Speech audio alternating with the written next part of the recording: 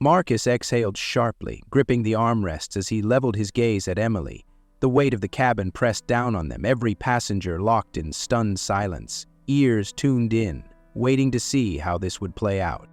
"Sir," Emily said again, her voice clipped, her control slipping. "I'm going to have to ask you to move." "No," Marcus interrupted, his voice calm but firm. "I paid for this seat. I'm staying right here." A ripple of whispers swept through the cabin. Across the aisle, a businessman put down his phone. A woman in the second row leaned forward, her brow furrowed. Samantha, 3 rows back, pressed record on her phone, catching every tense second. Emily's face twisted, her authority challenged in a way she clearly hadn't expected. "I'm calling security," she snapped, turning on her heel. But before she could take another step, a deep, authoritative voice boomed over the intercom. "This is Captain Roberts." The entire cabin froze. "I've reviewed the manifest. Mr. Reed is exactly where he should be. Any further disruption from anyone will not be tolerated." A collective gasp. Emily paled. Passengers exchanged glances, murmurs rising. And just like that, the power shifted. Marcus leaned back in his seat, watching Emily as the color drained from her face. She had lost, and now the whole plane knew it. But before we dive deeper into this story, let me know, where are you watching from? Drop a comment below, and if you love real stories of justice being served, make sure to subscribe and turn on notifications so you never miss an update. JFK International Airport pulsed with energy. A symphony of hurried footsteps, rolling suitcases, and overlapping flight announcements echoing through the vast terminals. Travelers weaved through the crowd with purpose, some rushing to make last-minute connections, others leisurely browsing over priced souvenirs. Gate attendants called out boarding groups, their voices half drowned in the airport's constant hum. It was just another day in one of the busiest airports in the world, where time never slowed and thousands of stories unfolded at once. Among the first-class passengers lining up at Gate 37 was a mix of familiar archetypes: the corporate elites in sharp suits, their phones glued to their ears as they closed last-minute deals; a Hollywood actress, effortlessly glamorous behind oversized sunglasses, scrolling through her social media; an elderly couple, dressed in relaxed but expensive clothes, sharing a quiet conversation. Then there was Marcus Reed. Standing tall in a perfectly tailored navy pew suit, Marcus exuded quiet confidence. At 42, he was a seasoned businessman, a man who had built his success from the ground up. He had traveled extensively, negotiated multi-million-dollar deals, and had long since grown accustomed to spaces where he was often the only black man in the room. He moved with purpose, never hesitating, never second-guessing his presence. Yet there were always moments, small but noticeable, that reminded him how others saw him. The extra glances, the slight hesitation before someone responded to him, the way certain spaces subtly resisted his existence. As he stepped forward, he handed his boarding pass to the gate agent, who smiled and scanned it without a second thought. "Welcome aboard, Mr. Reed," she said with practiced warmth, directing him toward the jet bridge. Marcus nodded in return, tucking his phone into his pocket as he made his way down the narrow passageway. The first-class cabin welcomed him with its pristine white leather seats, the faint aroma of fresh coffee and citrus-scented disinfectant lingering in the air. He stowed his briefcase in the overhead compartment, settled into his window seat, and let out a quiet breath. The soft hum of the engines and the hushed efficiency of the flight attendants created a small pocket of calm amidst the chaos of travel. He adjusted his cufflinks, leaned back, and pulled out a book from his carry-on, a rare moment to unwind before another demanding business trip. Just as he turned the first page, a shadow passed over him. He barely registered it at first, too engrossed in the words on the page, but then he felt it, the weight of an unspoken tension. Looking up, his eyes met those of a flight attendant standing stiffly beside him. Emily Carter, 35, carried herself with the no-nonsense efficiency of someone who had worked in the airline industry long enough to command authority. Her uniform was pressed to perfection, her name tag gleaming under the cabin lights. To most, she appeared nothing more than a diligent employee doing her job, But Marcus immediately noticed the slight furrow in her brow, the tightness in her posture. She was scanning the first-class section with the precision of someone taking inventory, but when her gaze landed on him, something in her expression sharpened. For a fraction of a second, she hesitated. It was barely noticeable, just a brief pause before she adjusted her stance and stepped forward. Yet Marcus recognized it instantly. He had seen that look before. The quick assessment, the flicker of doubt, the unspoken question hanging in the air. Does he really belong here? Emily didn't address any of the other passengers. She didn't ask the businessman across the aisle for his ticket. She didn't check the Hollywood actress's boarding pass. Instead, she moved directly toward Marcus, her heels clicking against the polished floor as she approached his seat with a quiet authority that felt just a little too deliberate. Marcus remained still, watching her carefully, already sensing where this was going. His grip on his book tightened slightly, though his expression remained unreadable. He had paid for this seat. He had every right to be here, yet here he was, seconds away from having to justify his own presence. Emily adjusted her uniform, exhaled sharply, and spoke. "Sir, may I see your boarding pass, please?" Her voice was polite but firm, the kind of tone that left little room for argument. Marcus didn't react immediately. He simply closed his book, placed it on the tray table in front of him, and met her gaze. He could feel the weight of nearby passengers' eyes subtly shifting toward them. And just like that, the air in the first-class cabin changed. Marcus held her gaze, his expression unreadable, but inside, something sharp and familiar twisted in his chest. He had been here before. Not in this exact seat, not on this exact plane, but in this moment. The moment where a black man is asked, subtly or not, to prove he belongs. He exhaled slowly, keeping his posture relaxed, and handed over his boarding pass without a word. Emily took it, her fingers gripping the thin piece of paper a little too tightly. She barely glanced at the details before shaking her head, a crease forming between her brows.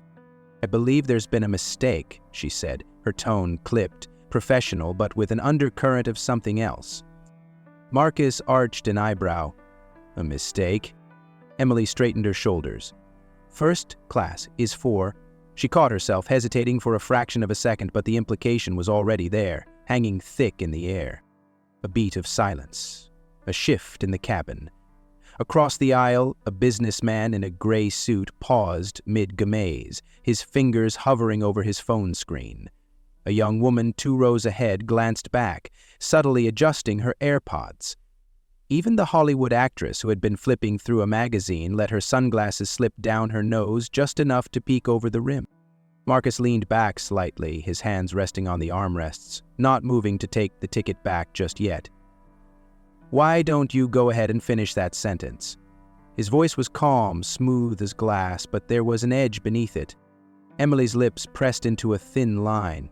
She inhaled through her nose, her grip on his boarding pass tightening.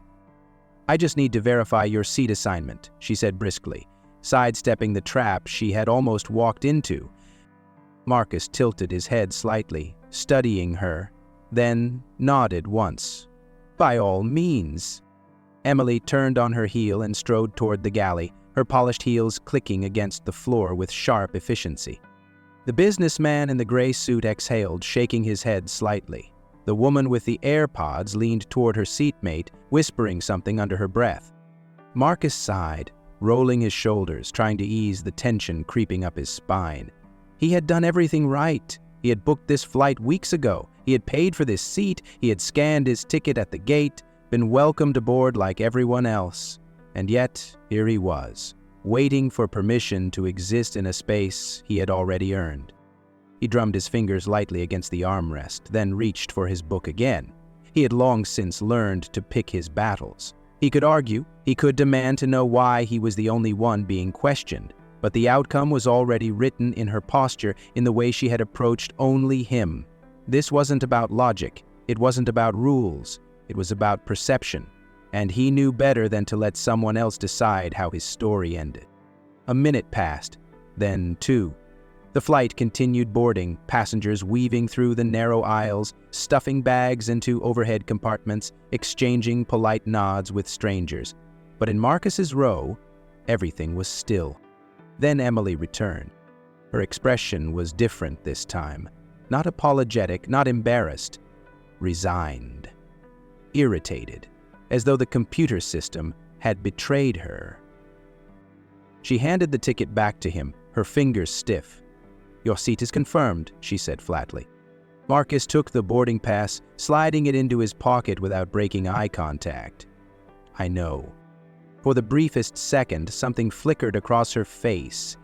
Discomfort, maybe, or something dangerously close to resentment. Then she turned and walked away. Marcus exhaled slowly, his fingers tightening slightly around the armrest. He stared at her, not with anger, but with the quiet weight of a man who had been through this before. The all-too-familiar frustration simmered beneath his calm exterior, pressing against his ribs like a vice. "What exactly do you mean?" His voice was even, deliberate, controlled. He wasn't going to let her shape the narrative. Emily shifted, just barely, a flicker of hesitation crossing her face before she straightened her posture. "I need to verify with the system," she repeated, her voice clipped, mechanical. Marcus arched an eyebrow, his patience thinning. "You already checked." Something behind her eyes flickered, just for a moment, but she quickly masked it with a professional, neutral expression. "I'll be right back." She turned sharply, walking toward the galley with brisk, purposeful strides. Marcus watched her go, then let out another slow breath, dragging a hand over his jaw. He could feel the glances from nearby passengers, the subtle shifts of discomfort in the seats around him. He wasn't the only one who had noticed. Across the aisle, an older man in a navy blazer glanced at him, then away, shifting awkwardly in his seat as if he had witnessed something he wasn't sure how to process. A few rows ahead, a woman with curly brown hair tapped her friend's arm, whispering something before shaking her head in quiet disbelief. Marcus turned his gaze toward the galley. Emily had stopped near the beverage cart, her back partially turned, whispering to another flight attendant. A younger woman with blonde hair tied in a neat bun. The younger attendant glanced toward Marcus, then quickly looked away, her lips pressing together as if she wanted no part of whatever was unfolding.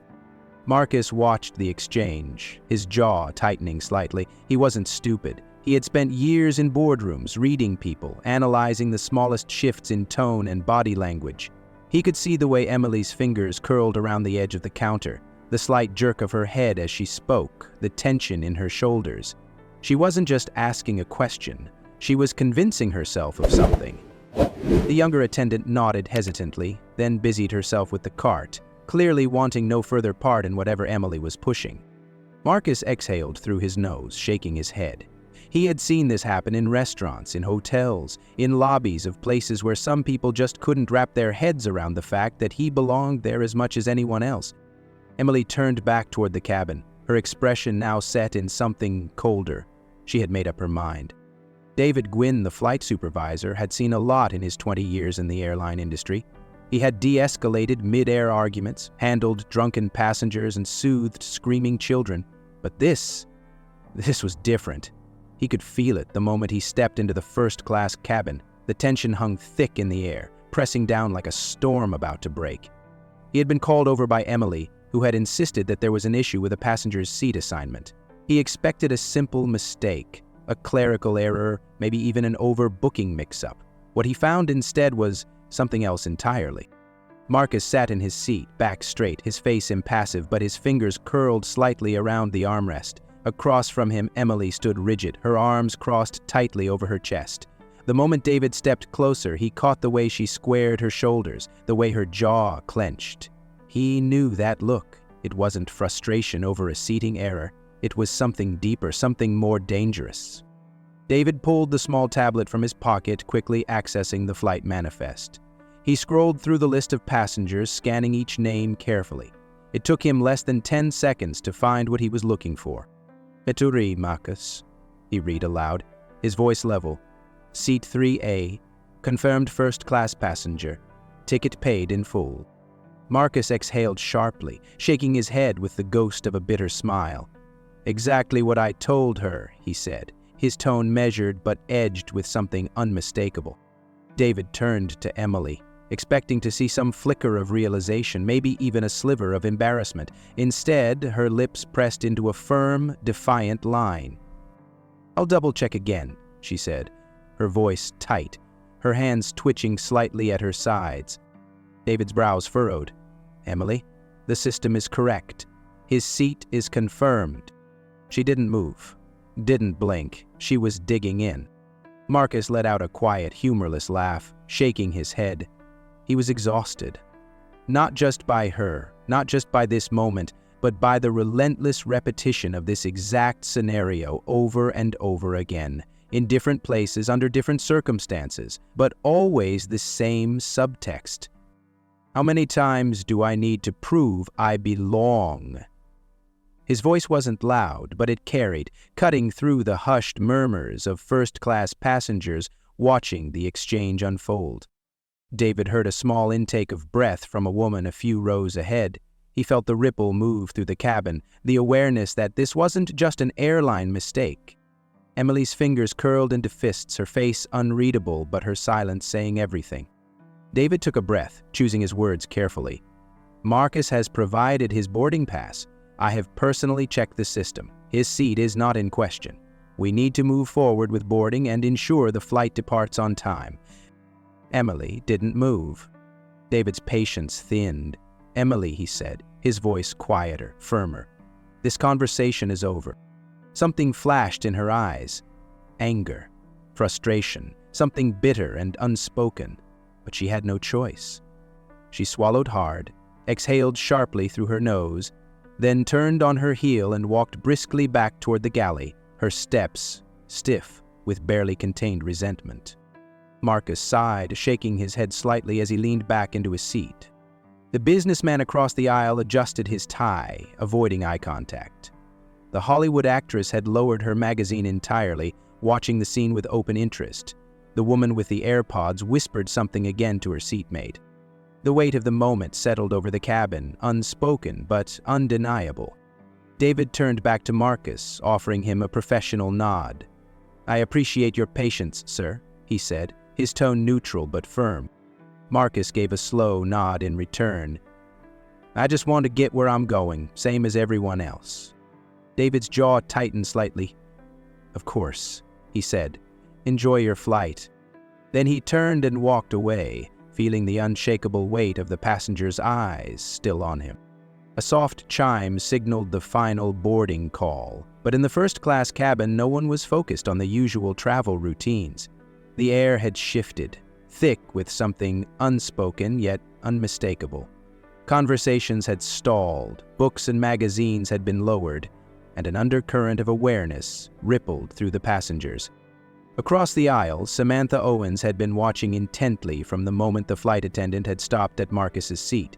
At first, she thought it was just standard protocol, a routine check, but as the conversation stretched longer and the tension thickened, her instincts sharpened. Something wasn't right. She reached for her phone, tilting it slightly, angling the camera discreetly as she hit record. The screen captured the stiffness in Emily's posture, the tight line of her mouth, and the way she had hesitated just for a second before asking Marcus for his boarding pass. The phone's microphone picked up the low murmur of Marcus's voice, steady but edged with exhaustion, as he asked, "How many times do I need to prove I belong?" That was the moment the energy in the cabin shifted. A whisper spread like a slow-moving wave. The businessman in the navy blazer exchanged a glance with his seatmate, his fingers tightening on the armrest. A woman in the second row leaned toward her husband, whispering something beneath her breath. Even the Hollywood actress, who had remained detached until now, slid her sunglasses down the bridge of her nose, watching with narrowed eyes. Samantha had seen enough. She had read too many headlines, watched too many videos where situations like this escalated in ways they never should have. She had no idea who Marcus Reed was, but she knew what was happening to him, and she wasn't about to pretend she didn't.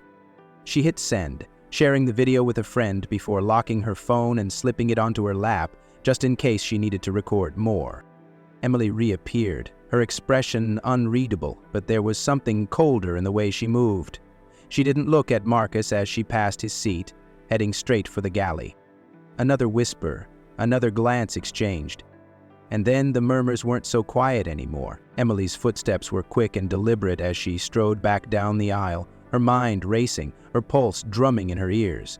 She had spent years commanding the cabin, maintaining control, ensuring everything ran exactly as it should. But now, standing there with passengers whispering, eyes darting toward her, and Marcus Reed sitting there like he had won something, like she had been put in her place, something inside her snapped. She stopped beside his seat, inhaling sharply, her fingers curling into fists before she flattened her palms against the armrest beside him. She leaned in, close enough that her voice wouldn't carry, but sharp enough that he would feel the weight of every syllable. "I don't know how you got this seat," she murmured, her breath measured, her eyes narrowing, "but I don't believe for a second that you belong here." Marcus turned his head slowly, his dark eyes locking onto hers, his expression unreadable. There was no anger, no outward reaction, just a silence that made her skin prickle. He blinked once, deliberately, before tilting his head just slightly. "Think better."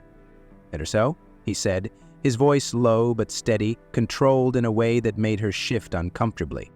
Emily straightened, bracing herself for whatever came next. She expected defensiveness, maybe even outrage. She expected him to raise his voice, to make a scene, to prove to everyone that she had been right about him all along. But he didn't. He just smiled. Not a warm smile, not an amused one. Something sharper, something that made her suddenly aware of just how much attention was on her now. Behind her, a voice cut through the tension like a blade. "Excuse me, but what exactly are you implying?" Emily's breath hitched. She turned, finding herself face to face with Samantha Owens, the young woman who had been watching since the beginning, now standing, her phone still resting lightly in her hand. Samantha's expression was calm, but her eyes burned with something fierce. Emily stiffened. "This is none of your concern." Samantha arched an eyebrow.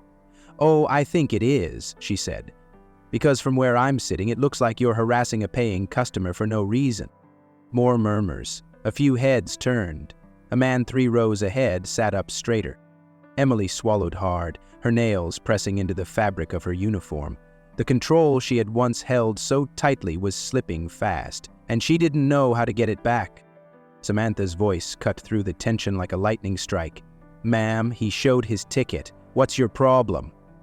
Her tone wasn't loud, but it carried, crisp and unwavering, slicing through the uneasy silence that had settled over first class.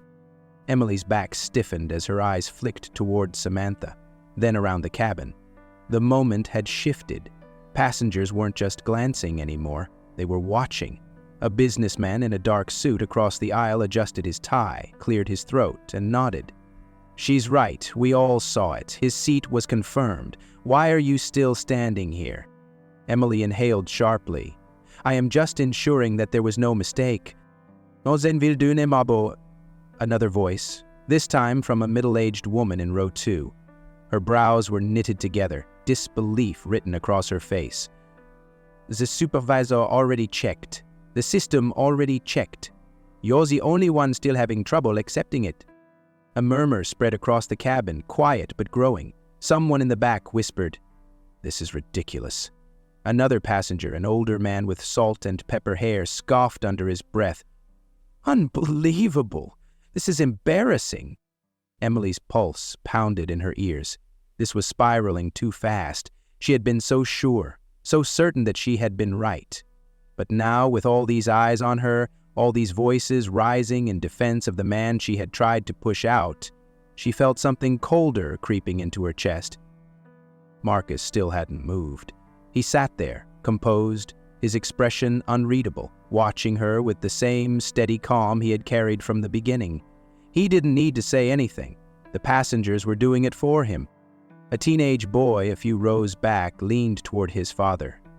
"Dad, what's going on?" The man shook his head, voice hushed but firm, something that shouldn't be happening. Emily swallowed, her throat dry, her hands twitching at her sides.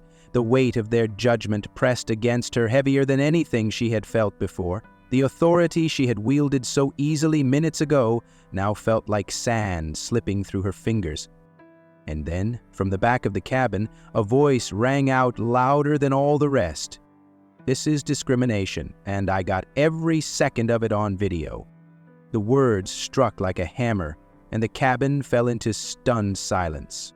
Emily's face burned as the words discrimination and video hung heavy in the air. Her breath came fast, shallow, her grip tightening on the edge of a nearby seat.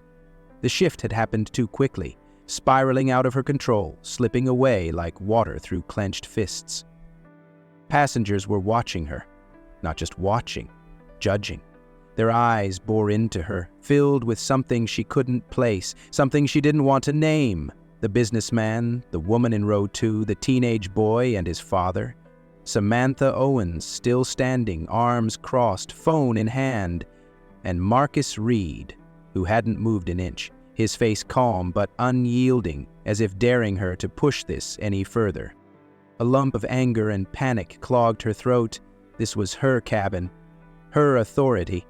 She wasn't about to let it be undermined by some arrogant businessman who thought he could stare her down, or by a bunch of passengers who had no idea what it meant to manage a flight. She turned on her heel and stormed toward the front of the plane, her heels clicking against the polished floor, each step fueled by the heat rising in her chest. The whispers followed her, growing louder, crawling up her spine like an itch she couldn't scratch.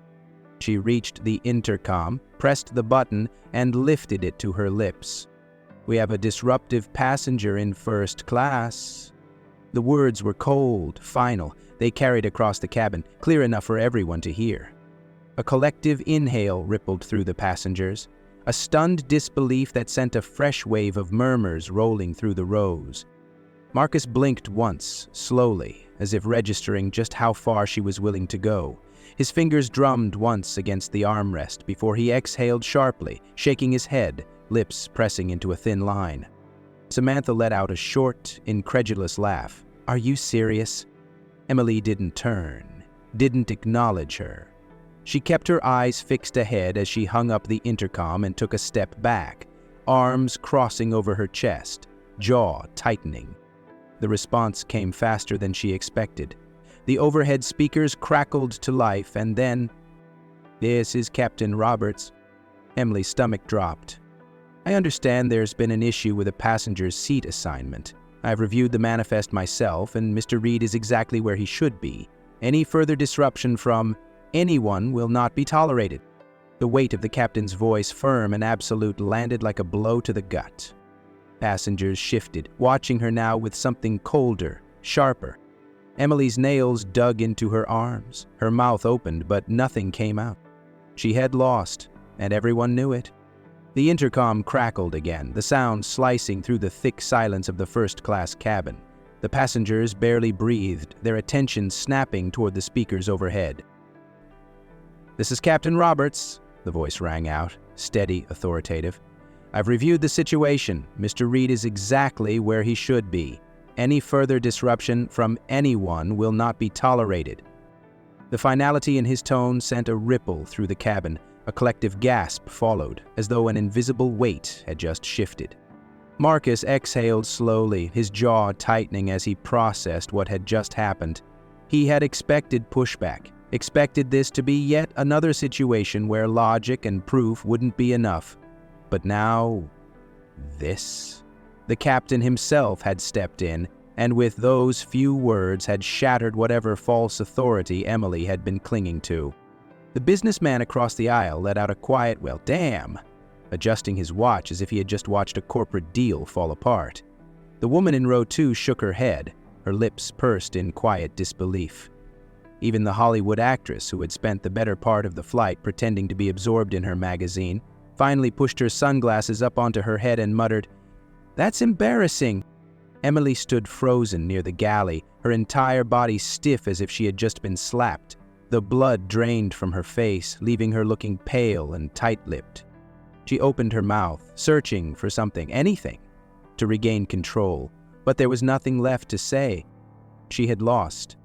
She had lost in front of an entire cabin of passengers, lost in front of her crew, lost in front of Marcus Reed, who had never raised his voice, never lost his composure, but had won nonetheless. Her fingers curled at her sides as she forced herself to take a breath, the humiliation burning deep in her chest. She had never been challenged like this, never been made to look this foolish in front of an entire plane. The intercom clicked off, and the weight of the moment settled in. Marcus leaned back in his seat, running a hand over his jaw, letting the tension slowly drain from his shoulders. He wasn't sure if he felt relief or something colder, something heavier, something that told him this wasn't over. Not really. Samantha Owens sat back in her seat, locking her phone and placing it on the tray table with a knowing smirk. She glanced toward Marcus, catching his eye for a brief moment. No words were needed. The message had already been delivered loud and clear. A moment passed, then another. And then, in a voice barely above a whisper, someone in the back of the cabin muttered, "About time." Emily turned sharply, her eyes darting toward the direction of the voice, but she couldn't pinpoint where it had come from. It didn't matter. She had already been dismissed. Emily felt a ground shift beneath her feet, her face drained of color, her pulse roaring in her ears as the weight of the captain's words settled over the cabin like a storm cloud. The murmurs had changed. Before there had been uncertainty, hushed whispers of confusion, passengers trying to piece together what they were witnessing. Now the shift was undeniable, whispers of disbelief, disapproval, and something even worse. Mockery. "This is ridiculous," someone muttered. "Did she really just try to call security on him?" another voice scoffed. "She wouldn't have done that if he looked like me," a man near the front said under his breath, and someone beside him murmured in agreement. Emily's hands clenched into fists at her sides. Her skin burned, a deep, crawling heat of humiliation. The sense of authority she had carried just moments ago, the certainty that she was right, that she was in control, gone, shattered. Her eyes darted around, looking for an ally, someone who would meet her gaze and silently confirm that she had done the right thing, that she had just been doing her job. But no one did. The businessman in the navy suit, the one who had been quietly observing, shook his head and looked away. The Hollywood actress exhaled through her nose, unimpressed, flipping her magazine back open as if Emily no longer existed. Samantha Owens hadn't even bothered to sit down, still watching her with arms crossed, an expectant look on her face, as if waiting to see just how much worse Emily could make this for herself. "Ma'am." David Nguyen's voice was firm, but there was something different in his tone now. Less professional, more final. "Take a seat." Emily's breath hitched. She turned toward him sharply, expecting some level of understanding, a hint of solidarity. But what she found in his expression made her stomach tighten. Disappointment. David wasn't looking at her as a colleague anymore. He was looking at her as a problem. "Supervisor Nguyen, I was only trying to—" "Take a seat." His voice didn't waver. She swallowed hard. Every instinct in her body screamed at her to fight back, to regain control, to explain, to defend herself, to demand that someone, anyone, see this from her perspective. But no one was on her side. Not the passengers, not the crew, not even the captain. A cold, sick feeling settled in her gut as the realization truly hit her. This wasn't just about a seating issue anymore. This was about her. She had become the problem. With stiff mechanical movements, she turned and walked toward the galley, her back straight, her fingers shaking as she gripped the edge of the counter. She could still feel their eyes on her, the weight of their judgment pressing against her skin like fire. She had lost, and worse, everyone knew it.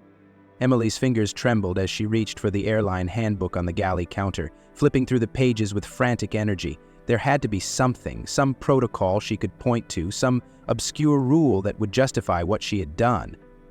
She wasn't wrong. She couldn't be wrong. She had been enforcing the rules, ensuring order, maintaining control. That was her job. That was what she had always done. But as she flipped through the dense pages, the words blurred together, meaningless, useless. David Nguyen stepped forward, his presence steady, immovable. He didn't even glance at the handbook in her hands. He didn't need to. His voice was calm, clipped, but carrying the weight of finality that sent a fresh wave of panic through her. "You're done." Emily's hands stilled. The pages beneath her fingertips no longer felt like a lifeline, but dead weight. She swallowed, her throat dry as she slowly looked up at him, searching for something in his expression that would tell her this was still salvageable. But all she saw was exhaustion, disappointment, and a silent message that struck her harder than any reprimand ever could. She had crossed a line, and there was no walking it back. Her lips parted, but no words came. From the cabin, she could still hear the murmur of voices, the hushed conversations, the passengers recounting what had just happened in real time, each whisper reinforcing the reality she had tried to deny. She wasn't the authority figure anymore. She was the cautionary tale. David took another step forward, lowering his voice, though it carried all the weight of an order. "Step back, Emily. You're not in charge here anymore." Her chest rose and fell in short, shallow breaths. She wasn't used to this. She had always been in control, always the one calling the shots. But now, standing there with her career dangling by a thread, she felt like she was suffocating. She turned her gaze toward the first-class cabin, her eyes landing on Marcus Reed. He was still in his seat, shoulders relaxed now, but there was no triumph in his expression, no smug satisfaction in the way he looked at her. He was just tired, exhausted in a way that went far beyond this moment, this flight, this incident. And somehow, that was worse than anger. He exhaled slowly, ran a hand over his jaw, and looked away, as if he was already done with this. Done with her. Emily's stomach twisted painfully. She had spent so much energy proving that he didn't belong that she had never stopped to consider the possibility that she was the one who no longer belonged here. The plane descended smoothly, the cabin filling with the low hum of the landing gear engaging, but the energy inside remained thick, charged with the weight of everything that had transpired. Passengers weren't just waiting for the flight to end. They were waiting for what came next. Marcus leaned his head back against the seat, closing his eyes for a brief moment. He wasn't relieved. He wasn't victorious. Just tired. This fight had been won, but it wasn't a new battle. It was one he had faced too many times before, in different places, under different circumstances, yet always the same. The quiet disbelief, the unwarranted challenge, the burden of proving himself over and over again. As the plane touched down, a ripple of movement went through the passengers, people adjusting their belongings, reaching for their overhead luggage, checking their phones. But the usual chatter that accompanied landing wasn't there. The silence was unnatural, strained. The tension hadn't lifted. It had just changed. Emily remained in the galley, her back against the counter, hands clenched into fists at her sides.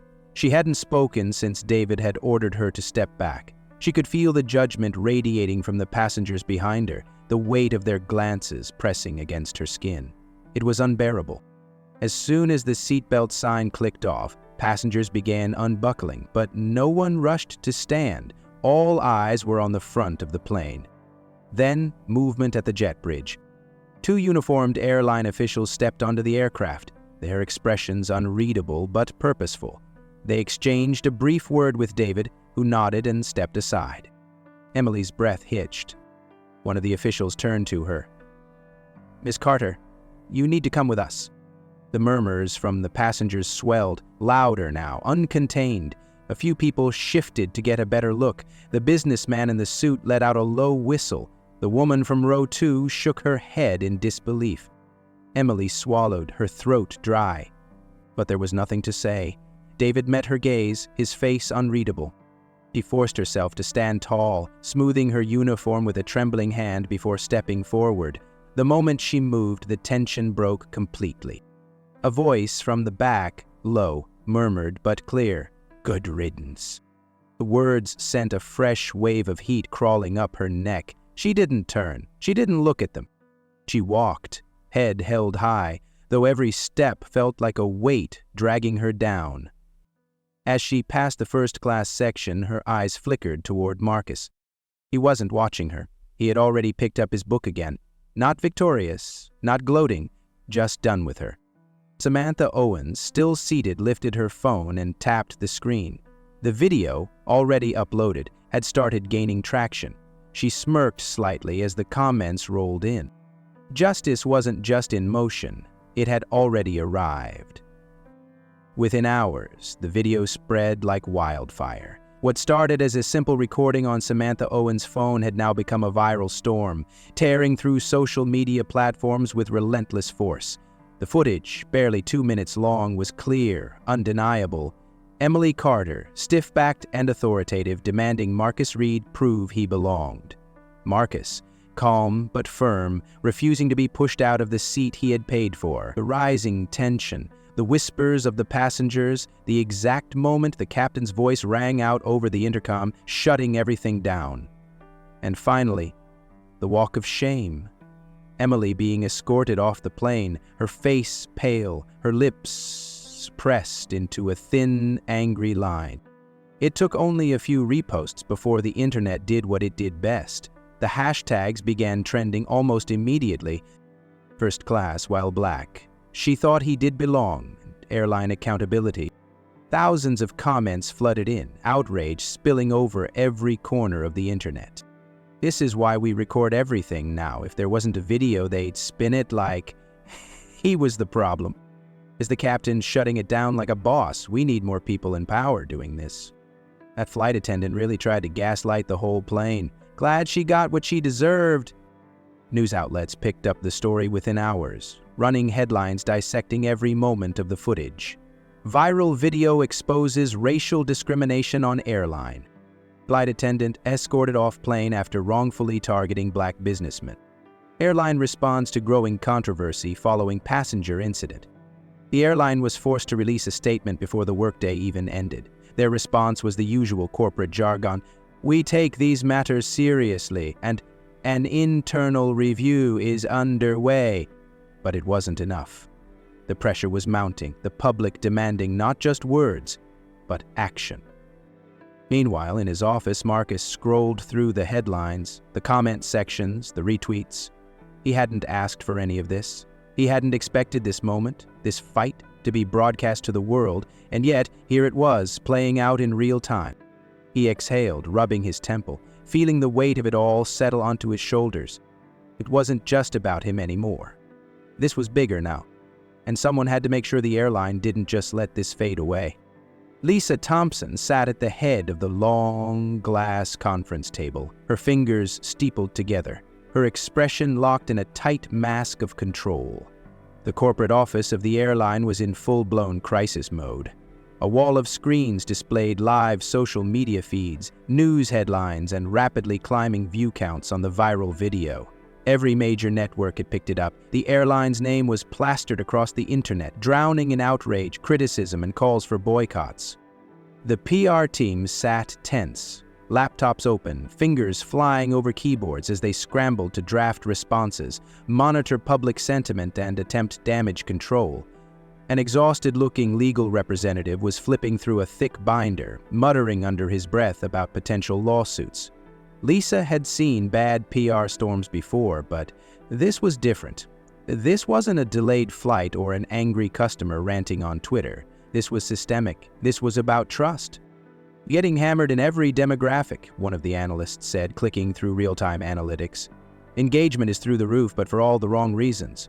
Boycott SkyWest is trending. People are already digging into past complaints against us, and there are receipts. Lisa clenched her jaw. How many confirmed past incidents? Too many, the analyst hesitated. Some were handled internally, some weren't. A silence fell over the room. Everyone knew what that meant. This wasn't an isolated incident. It was just the first one that had been recorded in a way that couldn't be ignored. The CEO, who had been pacing near the window, finally turned. We need a response now, he said. Not a generic statement, something solid. Something that actually makes this go away. Lisa's lips pressed together. We don't make this go away, she said, her voice even, sharp. We fix it. The CEO exhaled through his nose, crossing his arms. And how exactly do you suggest we do that? Lisa didn't hesitate. We start with the man this happened to. We set up a meeting with Marcus Reed, and we don't just apologize. We ask what needs to change." The room went silent. The PR manager exchanged a quick glance with legal. The CEO studied her, then gave a slow nod. Lisa was already reaching for her phone. Marcus sat in the high-back leather chair across from Lisa, his posture relaxed but his eyes sharp, calculating. He had spent the last few days watching the story unfold, listening to people dissect his experience as if it were some abstract case study, instead of a moment that had been humiliating, frustrating, exhausting. He hadn't planned to be here. He hadn't asked to be the face of anything. But he wasn't about to waste this opportunity. Lisa cleared her throat, folding her hands on the table. "Mr. Reed, I want to start by saying how deeply sorry we are for what you experienced on our flight." Marcus exhaled through his nose. I appreciate that," he said. "But an apology isn't enough." Lisa nodded slowly. "I understand." "Do you?" Marcus leaned forward slightly, his voice steady, measured. "Because I've been in this position before. I've had to prove I belonged in rooms I had every right to be in. I've had to stay calm while someone in authority tried to make me feel small. And I've heard plenty of apologies after the fact." He tilted his head. "But what actually changes?" Lisa held his gaze. Around them, other executives shifted uncomfortably. The PR manager had a pen poised over a notepad, but he wasn't writing. Marcus tapped his fingers against the table. "If you really want to make this right, don't just make it about me. Fix the system that let it happen." Lisa exhaled, then nodded. "What do you have in mind?" Marcus leaned back. "For starters, I want to see an actual accountability system for your passengers. Not just some hotline no one answers, not just bias training that's forgotten in a week. I want real change, transparency, a passenger advisory council, one that includes people who actually represent the customers you serve. That means racial diversity. That means people who know what discrimination looks like firsthand." Lisa glanced at the CEO, who had gone still. A few executives exchanged uneasy glances. "And I want regular reports on how these incidents are handled," Marcus continued. "I want it to be impossible for something like this to be buried. And I want your crew to understand that if they act on bias, if they treat someone differently based on nothing but perception, there will be consequences." Lisa listened, taking in each word, then nodded again. "Done." The CEO blinked. She cut him off with a glance. "It's the right move." Marcus studied her. "I'll be watching," he said. "So will the world." Lisa offered a small, knowing smile. "I know." Weeks later, Marcus stepped onto another flight, the same airline, a different route. He moved with the same quiet confidence, his tailored suit impeccable, his carry-on rolling smoothly beside him. But something was different this time. As he approached the first-class cabin, he braced himself for that familiar hesitation, the moment of scrutiny, the flicker of doubt in the flight attendant's eyes, but it never came. The attendant at the door, a young man with a polished uniform and an easy smile, glanced at his boarding pass, nodded, and gestured toward the aisle. "Welcome aboard, Mr. Reed. Let me know if you need anything." That was it. No double-checking, no questioning, no tension coiling in his gut as he waited to defend his right to sit where he belonged. As he settled into his seat, he scanned the cabin, watching the other passengers filter in. Everything about this moment was ordinary, routine, but for him, it wasn't. A female flight attendant passed by, pausing beside his row. She gave him a polite nod, then hesitated just slightly. "Sir?" Marcus looked up. She exhaled, lowering her voice. "I just wanted to say, I saw what happened. I saw the video." Marcus held her gaze, waiting. She swallowed. "I'm really sorry you went through that." A beat of silence. Then he nodded. "Thank you." She moved on, and he leaned back into his seat, exhaling slowly. It wasn't everything. It wasn't a guarantee that it wouldn't happen again. But for the first time, it felt like something had shifted. Emily sat in her small apartment, staring at the dim glow of her laptop screen. The video played again, the same footage she had seen 100 times before, but now the words on the screen weren't just a story, they were about her. She had stopped reading the comments days ago, but her eyes still flicked to them, drawn to the wave of anger, the relentless flood of people condemning her, dissecting her actions, demanding accountability. This is what happens when people think their authority makes them untouchable. The way she looked at him, she was determined to get him out of that seat. He never works another flight again. Her stomach twisted, the nausea a dull, constant ache in her gut. She had told herself at first that people were overreacting, that they didn't know the full story, that she had only been following protocol. But that was a lie. She had known exactly what she was doing. She had felt it the second she saw Marcus in that seat, the moment something inside her recoiled at the sight. She hadn't been following policy, she had been following her own bias. And now she had to live with it. She had received the official email that morning, termination effective immediately. The airline had worded it carefully, citing violation of company policies and failure to uphold inclusive standards. But she knew what it really meant. She had been fired, not for a mistake, for who she was. Lisa sat at the head of the table in the executive boardroom, her fingers tapping lightly against the sleek wood surface as she took in the scene before her. The Passenger Advisory Council had officially been formed, and today was its first meeting. The room was full, not just of airline executives, but of people who had never sat at a table like this before. A civil rights attorney, a former flight attendant who had spoken out about racial bias in the industry, a business leader who had faced discrimination on corporate flights, and, of course, Marcus Reed. Lisa nodded at him as he took his seat, his presence a quiet but undeniable force in the room. "Let's get started," she said, her voice steady. "We have a lot of work to do." No one disagreed. Change had begun. What would you have done if you were on that flight? Would you have spoken up when you saw Marcus being questioned? Would you have reached for your phone and hit record like Samantha did? Or would you have stayed silent, hoping someone else would step in? These are the moments that define us, not just the people involved, but the ones watching. Injustice doesn't always come in grand, obvious gestures. Sometimes it's in the quiet hesitations, the unspoken biases, the moments when someone in power decides who belongs and who doesn't. It happens in boardrooms, in restaurants, in schools, in everyday spaces where certain people are made to prove themselves over and over again. So we ask you, if you were sitting in that cabin, watching it unfold, what would you have done? Racism doesn't need permission. It thrives in silence. It lingers in the moments when people look away, when they let discomfort stop them from doing what's right. But silence is complicity. It allows injustice to continue unchecked, unchallenged. Speaking up isn't always easy, it isn't always comfortable, but it is necessary. Because justice isn't given, it's fought for. Every moment of resistance, every voice that refuses to be silenced, every person who stands up instead of looking away, it all matters. It all adds up. If this story resonated with you, if you believe in standing against discrimination, don't just watch, take action. Speak up when you see injustice, challenge it.